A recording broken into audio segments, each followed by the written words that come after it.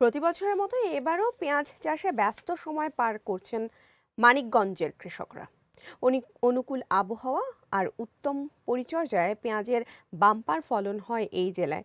7টি উপজেলার প্রতিটিতেই বাণিজ্যিক ভিত্তিতে চাষাবাদ হয় পেঁয়াজের। তবে ন্যায্য দাম নিয়ে চিন্তায় আছেন কৃষকরা। মানিকগঞ্জ প্রতিনিধির পাঠানো তথ্য ও চিত্র ডেস্ক রিপোর্ট।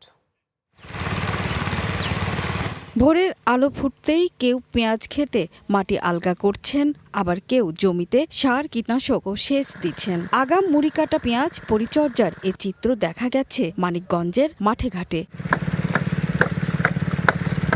পেঁয়াজ চাষিরা জানান, জমি থেকে বর্ষার পানি নেমে যেতেই আগাম মুড়ি কাটা পেঁয়াজ রোপণের 100 দিনের মধ্যেই ঘরে তুলতে পারবেন আগাম জাতের পেঁয়াজ। তবে বাজারে ভালো দাম পেলে বাড়তি আয়ের আশা করছেন তারা। এখন এই সারটার পানি দেওয়া হয়ে গেছে, এখন কুমান হচ্ছে। এখন আমাদের মনে করলেন পুরা সিজন সার দিয়ে পানি দিলাম, পানি দিয়া এটা কোপ দিয়ে জোগাল শেষ হয়ে যাব, তারপরে পেঁয়াজ উঠামো। 4 পাখি পেঁয়াজ লাগাইছি, কমপক্ষে আমার 4 থেকে 5 লক্ষ টাকা খরচ হবে।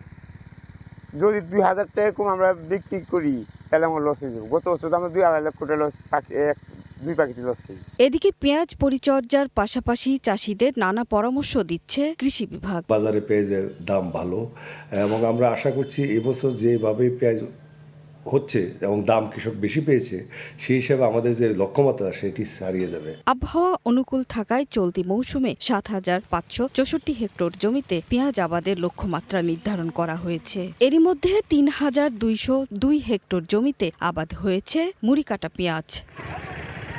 সুরাইয়া অনু, গ্রিন নিউজ ডেস্ক।